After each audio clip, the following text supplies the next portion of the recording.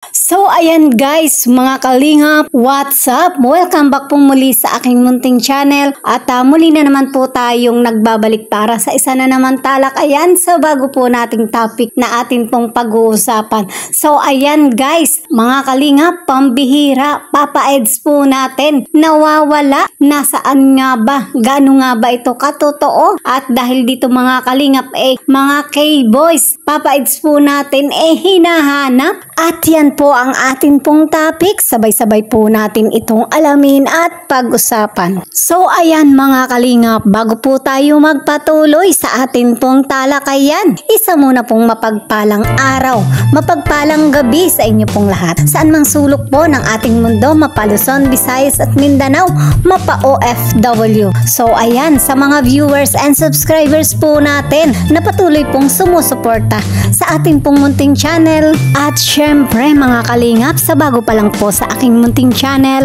sa mga hindi pa po nakakapag-subscribe, please po subscribe, like and share my videos and click the notification bell. Nang sa ganun lagi po tayong updated sa lahat po ng ating mga videos. Mega love shoutout po sa buong kalingap, mga solid supporters ng EDSI, mga solid supporters ng Team Kalingap, mga Kalingap Reactor at syempre po sa mga bigating sponsor. And of course, Kuya Bal Santos Matubang, Ate Edna Vlogs at syempre po Kalingap Rob and Ma'am Jackie Tapia. Patuloy po nating suportahan sila at imaraton po natin mga kalingap ang kanilang mga vlogs. No skip ads, nang sa ganun marami pa silang matulungan na mga kababayan po nating mahihirap, mabigyan ng pabahay, scholarship at financial assistance. So yan mga kalingap, pag-usapan naman po natin ang atin pong topic. Mga kalingap, pambihira, Papa Eds po natin, nawawala, nasaan nga ba? Gaano nga ba ito katotoo? At dahil dito mga kalingap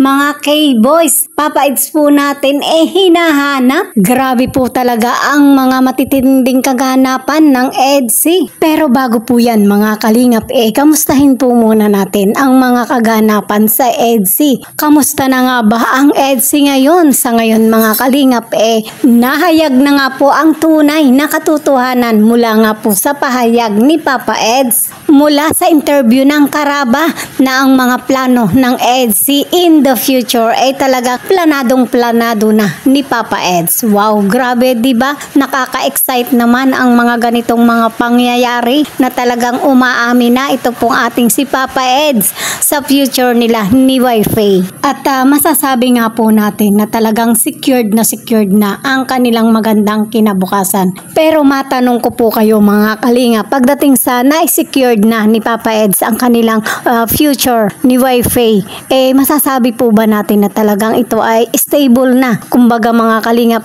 may makakabuwag pa ba nito? Syempre, di ba, kumbaga para sa atin mga kalingap, kung na-secured na ni Papa Eds ang kanilang future ni Viancy, naisama ba niya na ma-secure din ang mga nakaambang panganib? Syempre, di ba, nang sa ganun hindi mabuwag ang kanilang mga plano in the future, di ba? So, yan po ay atin pong aalamin mula po sa inyong mga kasagutan. Ano po ang masasabi nyo patungkol dito? Comment po kayo mga kalingap. Hindi mo kwentuhan.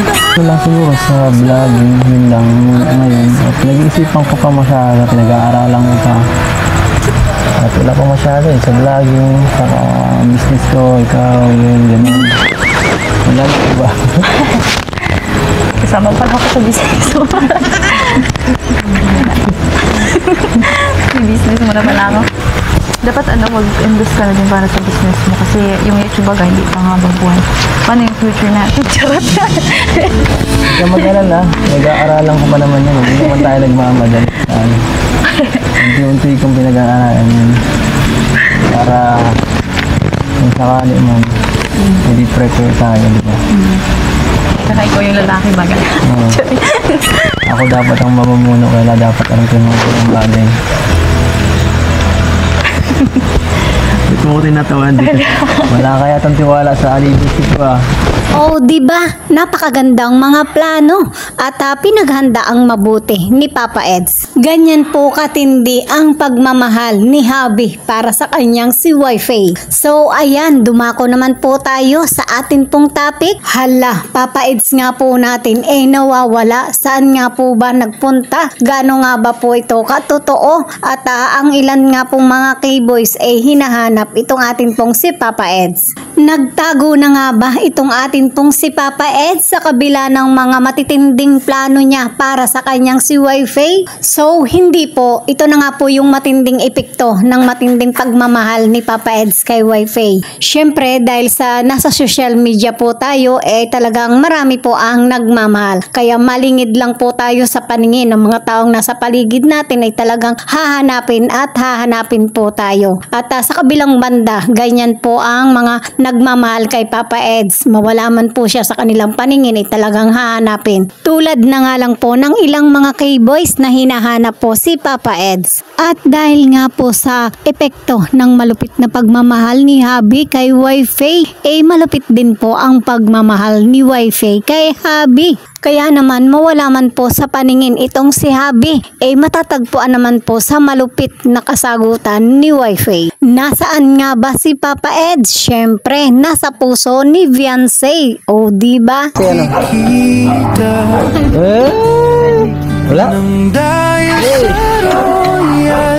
Wala ka talaga. Wala pa talaga. Ha? Di ko rin namalayan. Uy! Hindi ko napansin, nandiyan ka na pala. Kahapon ba? Ito kasi ang video ko. Umalis sila Beyonce kasi sunduin ka. Ang sabi nga ni Beyonce, dapat ikaw daw ang nagsundo sa kanya. Natulog ako eh. Pagod ka. Paano ito, Papa Eds? Ang sabi nga niya, sabi ko, saan ba kayo pupunta? Batalis na yung magkainan na. Sabi niya, sunduin ko si ano. Kung nasaan ba si Papa Eds? Sabi niya, nasa puso ko. Ay, sana all. Natulog ako sa may kanday. Bira. Ngayon tayo ng gano kita Ayaw kong mag-video kasi nang nakakain. God lang. Grabe, bambira. Umalis ka? Bambira yan. Siya, kasama mo? Kaya naman pala umalis sila, puntang raw. Ngayon! Oh, Joy. Ano, ito Joy Yan ang kasama Ito na pala Sinundoan nyo. Joy. Ito na pala yung sinundoan nyo. Nagulat ka, no?